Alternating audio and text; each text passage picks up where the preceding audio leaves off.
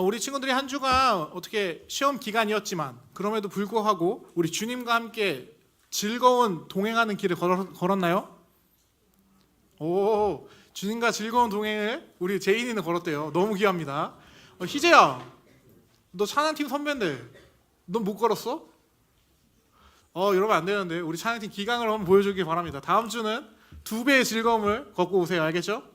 자, 우리 친구들 다른 친구들도 주님과 함께 걸어가는 즐거움을 좀 알아가는 사람들이 되게 간절히 바랍니다. 자, 2주가 지나긴 했는데 목사님이 마지막 설교 때 여러분에게 미션을 하나 준 게 있어요. 기억나요? 이 미션 해본 친구 손 당당하게 들어도 돼. 해본 친구, 제인이가 난 들으려고 하다 내는 걸 봤는데 다른 친구도 없나요? 제인이는 해봤어요? 그죠. 노력을 하는 게 중요해요. 우리가 못하더라도 도전을 해보는 게 너무나도 중요합니다. 제인아, 목사님 사랑한다.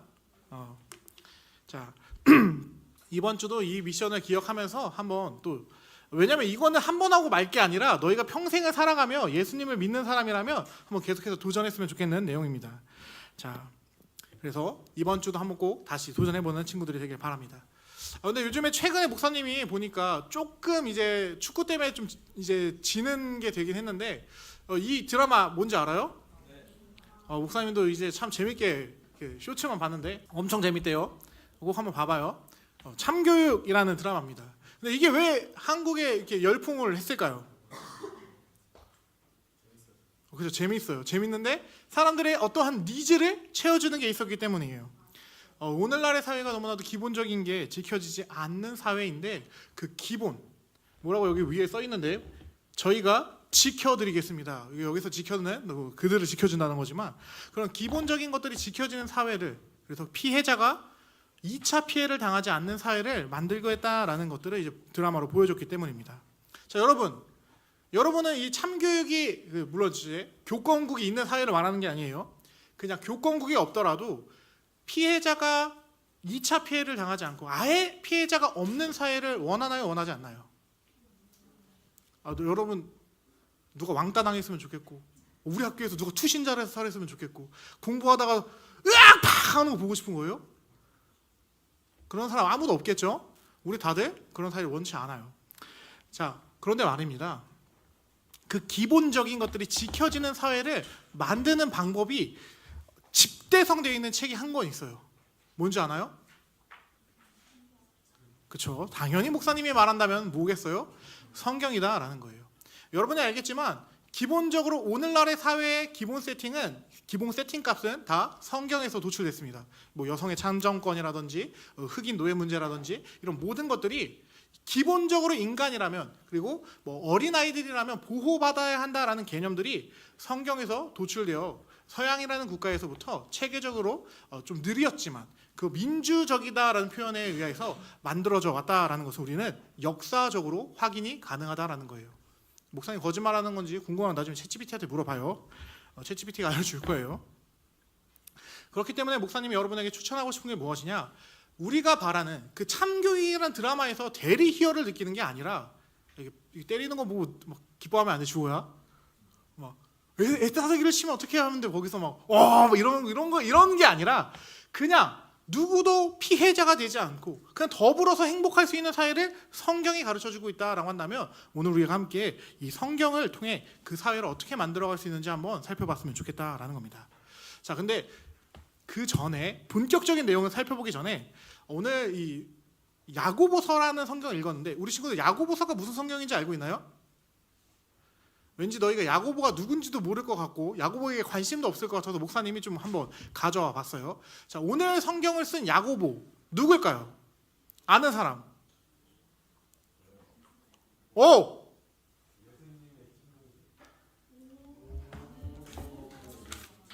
여기 나와 있었어? 검색한 거야?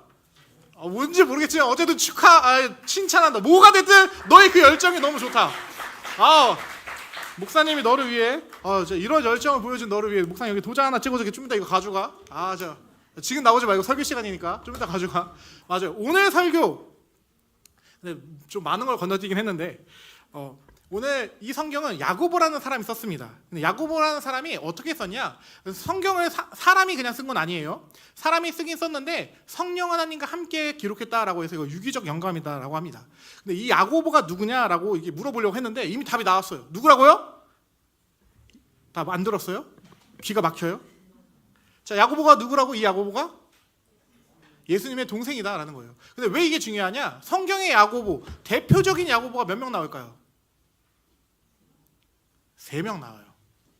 자, 세베대의 아들 요한의 형제, 예수님이 어디를 갈 때마다 데리고 다녔던 3명의 형제 있죠. 요한과 야고보와 베드로, 그 야고보가 한 명 있고, 그 예수님의 12제자 중에 한 명 더 야고보가 있어요. 알페오의 야고보라고 해서 그 야고보를 소야고보라고 해요. 일명 천주교에서는. 그래서 대야고보와 소야고보가 있는 상황에서 이 야고보서는 누가 쓴 거냐? 예수님의 제자인 두 사도가 쓴 게 아니라 예수님의 동생인 예루살렘 교회 목사님이었던, 그리고 또한 사도였었던 야고보가 쓴 성경이다라는 겁니다. 이거를 얘기하고 싶었는데 답이 벌써 나왔어요. 아주 훌륭한 친구가 여기 있었기 때문에 너무 칭찬합니다. 근데 사실 개신교에서는 이 야고보서의 저자를 예수님의 동생이라고 인정하는데 어디에서는 인정을 안 해요. 어딜까요? 네, 천주교에서는 인정하지 않습니다. 왜 인정 안 하는지 알아요? 별로 안 궁금하지? 근데 알려줄게. 어디 가서 써먹어.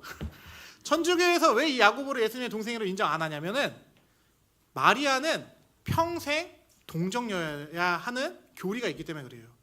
마리아는 단 한 번도 아이를 가진 적이 없고 남자를 몰라야 되는 교리가 있기 때문에 그 무흠한 마리아가 유지가 되어야 되는 어떠한 이제 그 틀이 있기 때문에 마리아는 동생들을 낳을 수가 없는 거예요. 그런데 마태복음과 공간복음, 누가복음에 보게 되면 무슨 내용이 나오냐? 분명히 예수님을 향해서 당신의 어머니와 당신의 형제들이 왔습니다라는 표현과 예수님을 향해서 갈릴리 사람들이, 특히 그 나사렛 사람들이 뭐라고 하냐면 내가 너의 형제 야고보와 유다를 안다 라고 말해요. 참고로 이 유다는 또 누구죠? 예수님 판 유다 아니에요. 바로 오늘 성경에 있는 유다서를 기록한 유다가 바로 예수님의 동생입니다. 그래서 성경, 신약성경 27권 중에 2권이 예수님의 동생들이 쓴 성경이다라는 거예요. 참고로 예수님의 동생이면 하나님이에요? 당연히 아니겠죠. 예수님은 요셉의 아들이 아니에요. 근데 야고보가 바로 첫 번째 요셉의 아들이다라는 거예요. 야고보가 둘째거든요. 네, 이 정도 깨알 팁, 깨알 정보, 깨알 지식 알고 가면 좋다라는 겁니다. 자, 왜 근데 목사님이 설교를 시작하면서 이런 얘기를 했냐?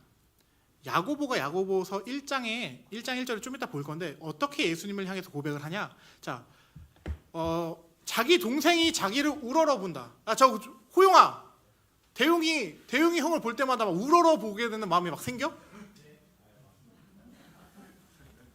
안 생기지. 보통 제 동생들만 봐도 형을 막 우러러 보진 않아요. 심지어 성경에서도 사실 야고보랑 유다가 예수님을 무시하는 장면이 많지 예수님을 인정하는 장면 한 번도 안 나옵니다. 대표적으로 형, 뭐 할 거면 예루살렘에 나가서 하지 이 시골 동네 나사렛에서 뭐 하는 거야? 참 갈릴리에서 참 할 거 많다라고 비꼬는 장면이 공간복음서 모두에 기록되어 있어요. 알고 있죠? 알고 있어야 돼요. 몰라도 괜찮아요. 목사님이 말해준 거니까. 나중에 성경책 한번 찾아봐요. 동생들이 형을 인정하지 않았어요. 근데 중요한 건 뭐예요? 이 야고보서를 기록할 때 야고보는 형을 뭐로 인정해요? 자, 야고보서 1장 1절 목사님 읽어줄게요.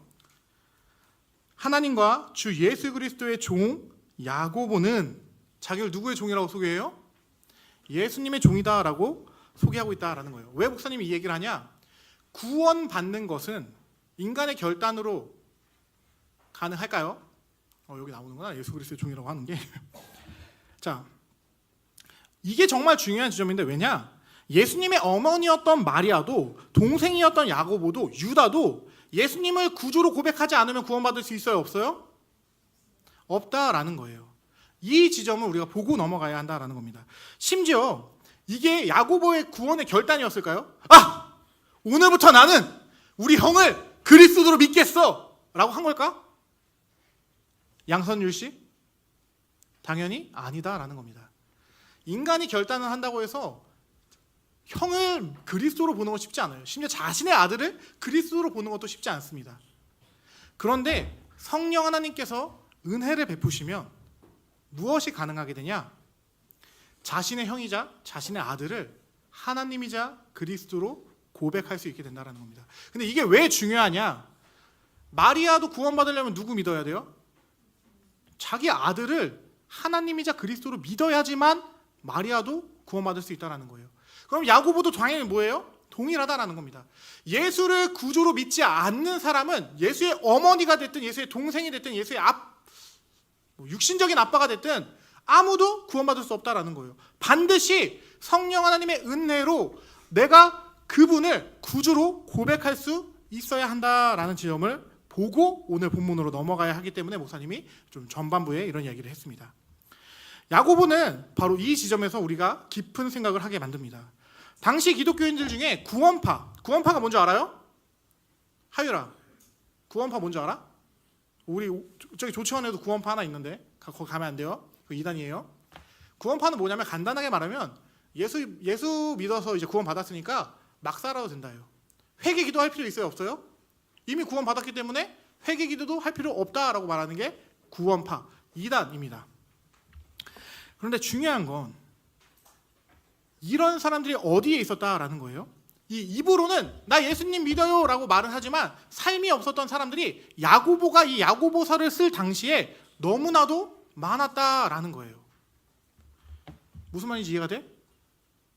오늘 말씀은 우리에게 정말 깊은 생각을 하게 합니다.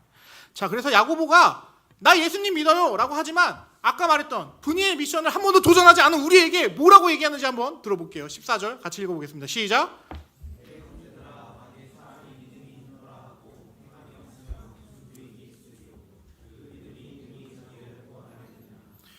내 행위가 없으면 너가 분이의 미션이라고 하면 좀 목사님이 만든 게 엄청 높아지는 것 같아서 그렇긴 하지만 그런 내 혀도 다스리지 못하고 내 손가락도 다스리지 못하고 내 마음도 다스리지 못하는데 너 구원받은 거 맞아? 라고 묻고 있다라는 겁니다. 입으로는 친구들에게 학교에서 나 교회 다녀, 나 예수님 믿어, 그리고 목사님이 준 키링 갖다가 탁탁탁 하면서 I love Jesus, I love Jesus 이러고 있는데 삶은 어때요? 구원받은 사람의 삶이 전혀 안 나타나요. 나 예수님 믿어 하는데 씨띵 막 샤갈 막 이런 거 따라하고 거제 야호 막 이런 거나 하고 이런 게 도대체 어디를 봐서 예수 믿는 사람이다라는 것을 보여줄 수 있냐라는 겁니다. 미안해요. 거제 야호를 여섯 대 써서 할 수 있어요. 거제 야호 해도 돼요. 그런데 예수 믿는다라고 하면서 예수님을 따라가는 전혀 그런 행동은 없고 그냥 세상 사람들이랑 전혀 다르지 않은 삶을 살아가는 게 과연 진짜 구원받은 거냐라는 질문을 야고보가 우리에게 던져주고 있다라는 겁니다. 그리고 이에 대해서 야고보는 아주 강하게 말합니다. 만약 교회 공동체에 헐벗고 굶주린 사람이 있는데 그 형제 자매에게 아무것도 주지 않고 말로만 평안히 갈 수 있기를 기도할게 뭐 이러고 옷을 다 벗어서 막 너무 추워하고 있는 친구한테 야 감기 걸리겠다 따뜻하게 좀 입고 다녀 하고 지나가고 이거 뭐예요? 이 사람 예수 믿는 것 같아요? 진짜 예수 믿는 사람이면 내 옷은 못 사주더라도 내가 입고 있었던 겉옷 중에 하나라도 벗어주려고 하는 그런 태도는 우리에게 있을 수 있어야 한다라는 것을 지적하고 있다라는 겁니다. 심지어 한 친구가 엄청 배고파 굶주리고 있어. 주호야, 목사님이 너무 배고파서 막 그것도 2개나. 근데 목사님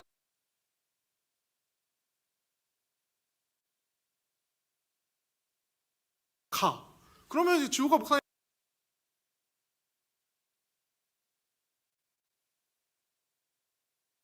그런 사람들을 바라보면 이렇게 결론을 내립니다. 함께 읽어볼게요. 시작. 이와 같이 그 믿음은 가짜다. 그 믿음은 진짜가 아니다. 죽은 것일 뿐이다 라고 말하고 있다라는 겁니다. 그런데 이게 잘못하면 이렇게 보여요. 행위 이꼬르 믿음. 과연 야고보가 이런 이야기를 하는 걸까요? 목사님이 이 강단 위에서 언제나 했던 설교가 행위 이꼬르 믿음이었어요? 아니었죠. 그거 반드시 기억해야 합니다. 사실 이 지점 때문에 종교개혁자의 시발점이었던 잘 들어야 돼요. 시발점이에요. 시작할 때, 그 출발할 때 발자 합쳐서 시발점이었던 마틴 루터는 이렇게 말했습니다. 야고보서는 지푸라기 서신이다. 왜? 마틴 루터가 잘못됐다는 게 아니에요. 물론 저 말은 좀 잘못되긴 했는데 마틴 루터는 왜 이렇게밖에 볼 수밖에 없었냐면 그가 종교개혁을 한 당시에는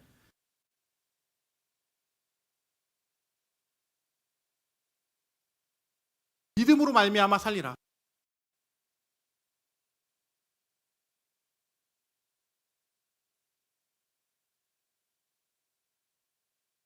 행함이 없.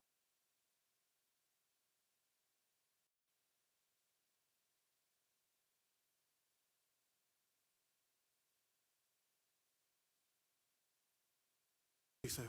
물론 이제 그 내용도 살펴볼 건데 그 전에 또 살펴볼 게 있습니다.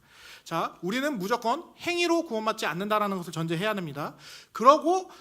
그렇기 때문에 마틴 루터가 그게 엄청 사랑했던 구절이 뭐예요? 모르는구나. 구절이 있습니다. 이거 꼭 기억해요. 알겠죠? 마틴 루터 하면은 제일 먼저 떠올라야 되는 구절은 바로 로마서 1장 17절입니다. 한번 같이 읽어볼게요. 시작. 복음에는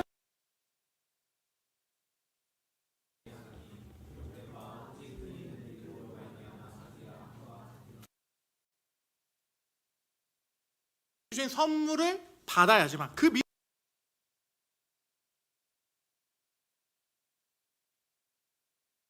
했는데 야고보가 뭐라고 하는 것 같아요?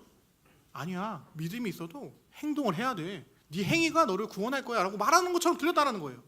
심지어 우리 바울 형님은 21절과 20절에는 율법 외에 하나님의 한 의가 나타났으니 곧 예수 그리스도를 믿음으로 말미암아 모든 믿는 자에게 미치는 하나님의 은이 차별이 없느니라.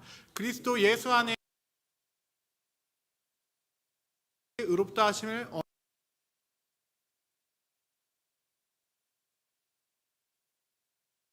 율법의 행위에 있지 않고 믿음으로 되는 줄 우리가 인정하노라. 루터는 로마서를 너무너무 사랑하는 사람이었어요. 그런데 이렇게 행위에 있지 않다라는 걸 강조하는 로마서를 사랑하는 사람의 입장에서 행함이 없으면 죽은 믿음이다 라고 말하는 야고보서는 불편했다라는 겁니다. 그런데 과연 야고보는 이 내용을 몰랐던 걸까요? 동일한 성경 안에 기록되어 있는 말씀인데 바울은 이신칭의를 말하고 야고보는 행위 구원을 말하는 걸까요? 우리가 생각해야 되는 건 그 지점이다라는 거예요. 야고보서를 잘못 이해하면 행위 구원을 말하는 것처럼 보입니다.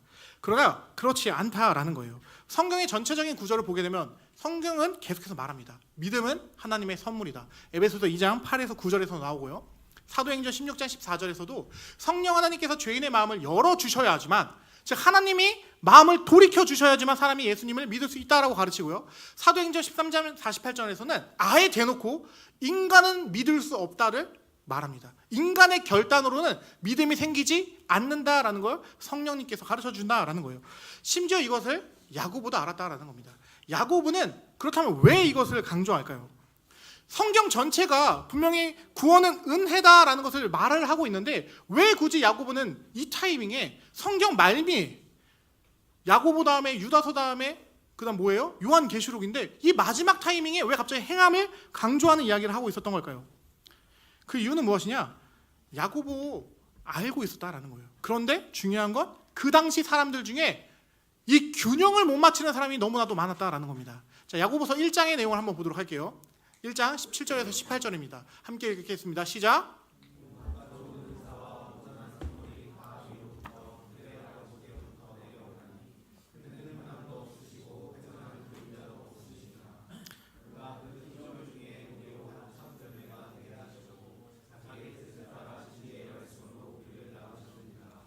네, 야고보는 모든 참되고 선한 것이 전부 어디서부터 온다고 해요? 위로부터, 하나님으로부터 온다라고 말합니다. 네, 하나님의 선물이다라는 거예요. 즉 죄인을 구원하여 그리스도를 믿게 하는 것 역시 사람의 공로, 사람의 행위가 아니라 사람의 결단이 아니라 오직 하나님의 은혜다라는 것을 분명히 말합니다. 심지어 18절에서 무엇을까지 얘기하냐? 사람이 자기의 의지로 새 사람이 될 수 있다라고 말하지 않고 하나님의 뜻에 따라 하나님이 원하셨고 하나님이 일하셨고 하나님의 말씀으로 우리를 낳았다라고 분명히 방점을 찍고 있다라는 거예요. 쉽게 말하면 여러분이 예수님을 믿는다라는 것은 내 의지의 결단이 아니에요. 소연아, 너가 예수님을 믿고 있는 건 너의 의지의 결단인 것 같아? 아니다라는 겁니다. 여기 이 자리에 앉아서 난 예수님이 좋아요, 나 예수님을 위해 살고 싶어요 라는 생각을 갖게 하신 게 누구예요? 그거 쉬워요. 어렵지 않아요. 우리 다 알아요. 성령 하나님이다라는 겁니다.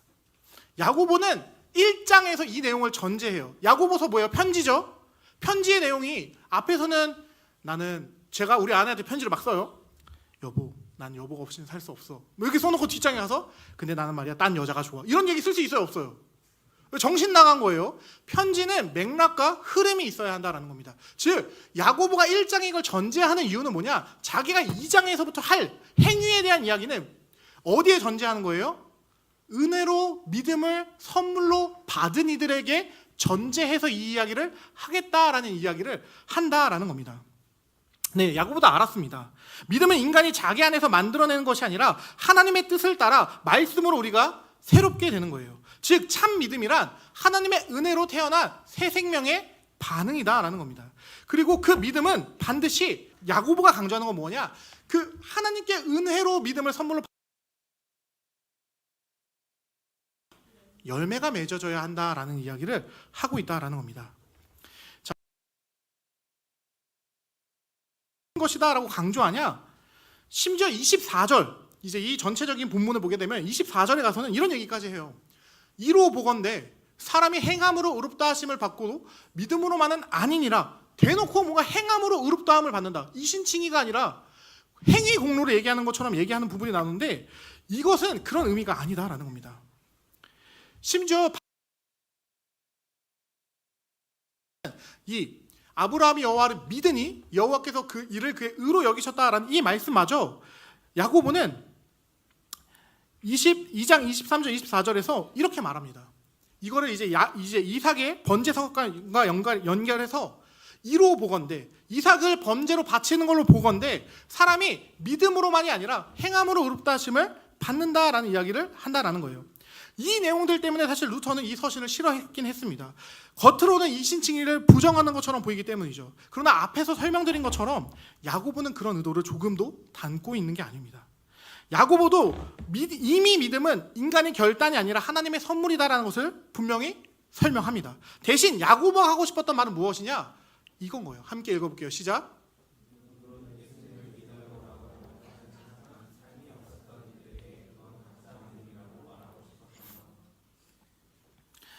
네, 일명 야고보식의 표현으론 죽은 믿음이다라고 말하는 거다라는 겁니다.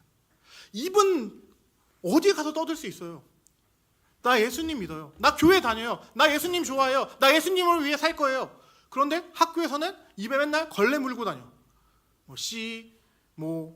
개, 땡땡, 동동동동 뭐 이러면서 막 입에서 진짜 멈출 줄 모르는 폭주기관차처럼 욕만 나오고. 교회 다닌다고 했는데 교회 안 다니는 애들보다 더 못 살고. 그런 사람들이 언제 많았다라는 거예요? 야고보가 이 야고보서를 쓸 때 너무나도 많았다라는 겁니다. 자기가 교회 예수님 믿는다라고 말을 하는데 그 누구에게도 예수님을 믿는 모습을 보여주지 못하는 사람들이 많았다라는 거예요. 그래서 야고보가 21절과 22절에 이렇게 말하는 겁니다. 우리 조상 아브라함이 그 아들 이삭을 제단에 바칠 때 행함으로 의롭다 하심을 받은 것이 아니냐. 내가 보거니와 믿음이 그 행함과 함께 일하고 행함으로 믿음이 온전하게 되었느니라. 이 편지를 읽고 있는 이들에게 이렇게 말하는 거예요. 함께 읽어볼게요. 시작. 합리적으로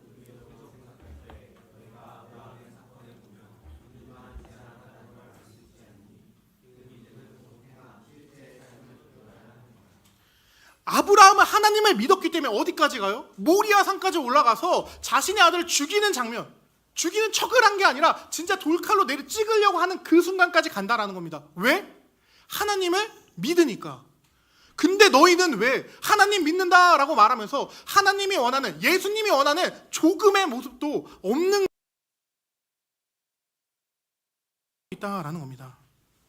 근데 예수님을 사랑한다라는 것은, 그를 믿고 그의 제자로 살아간다라는 것은 그냥 저 예수님 믿어요, 저 교회 다녀요 라는 입술의 고백만으로 끝나지 않는다라는 겁니다. 우리의 신앙이 참된 신앙이라면 목사님이 여러분이 가르쳐준 What would Jesus do? 예수님이라면 어떻게 행동하셨을지를 진지하게 고민하며 every step, every choice, 매 순간순간 내가 걷는 걸음마다, 내가 하는 선택마다 예수님이라면 어떻게 하셨을까를 고민하는 삶이 나와야 한다는 겁니다. 그게 뭐예요? 진짜 믿음이다라는 겁니다. 예수님 믿는 척하는 건 누구나 할 수 있습니다. 목사님도 잘해요. 그거 누구보다 더 잘해왔고, 학창시절 내내 그 누구보다 앞서서 예수님 믿는 척 해왔습니다. 그런데 진짜 예수님을 믿는 건 다른 사람들이 보지 않는 자리에서, 내가 아무도 내가 교회 다니는 걸 모르는 상황에서도 교회 다니는 사람답게, 예수님 믿는 사람답게 살아내는 모습이 있어야 그게 참 믿음이다라는 거예요. 알겠어, 대용아? 그럼 부담을 갖지 말고 마태복음 7장에 그래도 예수님이 이렇게 말하는 겁니다. 함께 읽어보겠습니다. 시작.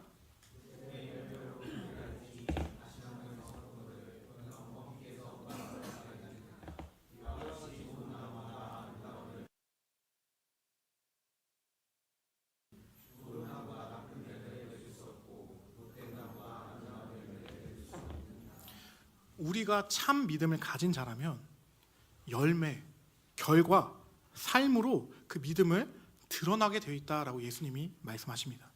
당연한 겁니다. 왜냐하면 우리가 스스로 열매를 맺는 자가, 맺으라고 하면 힘들겠죠. 근데 여러분이 열매를 맺는 게 아닙니다. 누가 열매를 맺게 하세요? 요한복음 15장 4에서 5절 말씀 같이 읽어보겠습니다. 시작.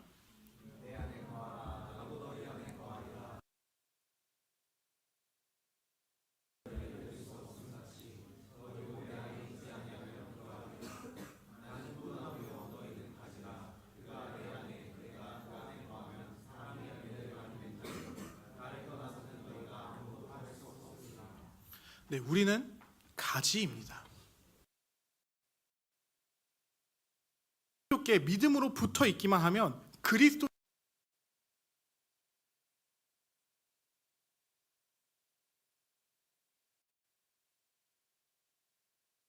나는 열매를 드러내 보이는 것뿐이다라는 겁니다. 야고보가 행함을 강조한 이유도 이와 마찬가지입니다. 그래서 야고보도 26절에서 이렇게 말하는 겁니다. 영혼 없는 몸이 죽은 것 같이 행함이 없는 믿음은 죽은 것이니라. 말씀을 맺겠습니다. 여러분, 우리의 믿음은 반드시 행함이라는 열매로 드러날 수밖에 없습니다. 그런데 어떤 이들은 정말 누구보다 빠르게 열매를 맺을 수도 있어요. 그렇죠? 근데 어떤 가지는 느리게 열매를 맺을 수도 있습니다. 느리고 더딜지라도 조금씩 그리스도를 닮아가는 모습을 보여주면 된다는 거예요. 목사님도 여전히 실패합니다. 목사님도 여전히 무너져요. 이번 주만 해도 너희에게 분이엘 미션을 하자고 해놓고 목사님이 같이 사역을 하다 보면 목사님들끼리 같이 일한다고 해서 언제나 마음이 맞아가지고 할렐루야 호호호 이러면서 일을 하는 게 아니에요. 목사님들이랑 일을 하다가도 화나고 짜증날 때 있어요. 마음에 안 맞고 나는 이렇게 일을 처리하고 싶은데 이 목사님 왜 이렇게 하지? 사람이잖아요. 우리도. 그래 부딪힐 때가 있어요. 목사님도 실패했었습니다. 그럼 목사님이 그러면 그냥 그 자리에서 역시 안 되네. 분이엘 미션 이러고 말까요? 실패했으면 어디로 가야 돼요? 기도의 자리로 가야 한다라는 겁니다. 주님, 제가 연약해서 또 이런 악한 마음을 먹었습니다.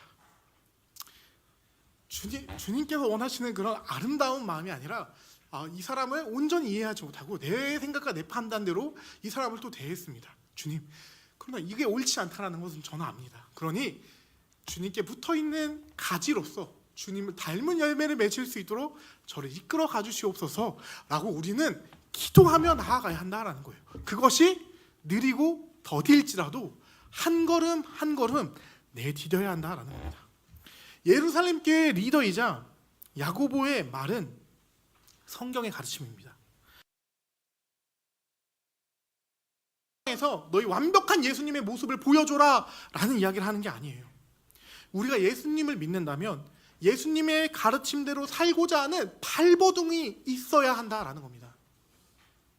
여러분, 성가대에서 찬양하고 찬양팀에서 찬양하고 워십팀에서 춤추고 이게 예수님 잘 믿는 게 아니에요. 그건 누구나 잘할 수 있어요. 그거는 그냥 노래 잘 부르는 사람이 노래하는 거고, 춤 잘 추는 사람이 춤 잘 추는 거고, 악기 잘하는 사람이 악기 하는 거일 뿐입니다. 예수를 잘 믿는 건 뭐냐? 아무도 안 보는 자리, 아무도 신경 쓰지 않는 자리에서 내 주님이, 내가 사랑하는 예수님이라면 어떻게 살아내셨을까를 고민하는 게 예수님을 잘 믿는 겁니다. 여러분의 친구 관계, 인터넷 세상의 모습 중에서 모두가 이게 맞아, 그냥 세상대로 살면 돼 라고 말할지라도, 여러분은 다른 사람 다 그래요 말할지라도 그 악을 끊어내길 간절히 소망합니다. 왜냐? 여러분은 세상에 속하지 않았기 때문입니다. 여러분은 그리스도께 속한 자임을 기억하시길 바랍니다. 그리고 그리스도께 속한 자라고 내가 진짜 조금이라도 믿는다면, 소연아, 이번 주도 한번 도전해보자. 서연아, 도전해보자. 여러분한테 목사님이 지금 무조건 예수님처럼 하세요, 예수님 완벽하게 닮으세요를 말하고 싶은 게 아닙니다. 느리더라도 버겁더라도 목사님도 힘들지만 안 놓치려고 하는 것처럼 우리 한번 끝까지 이 걸음을 걸어내보자 요청하는 겁니다. 이번 한 주, 다음 주에는 저 이번에 이렇게 한번 살아보려고 해봤어요 라고 말할 수 있는 친구들이 많이 나오길 간절히 소망합니다. 그럼 이 시간 목사님이 설교 말씀을 위해 우리 친구들을 위해 기도하는 시간 갖도록 하겠습니다.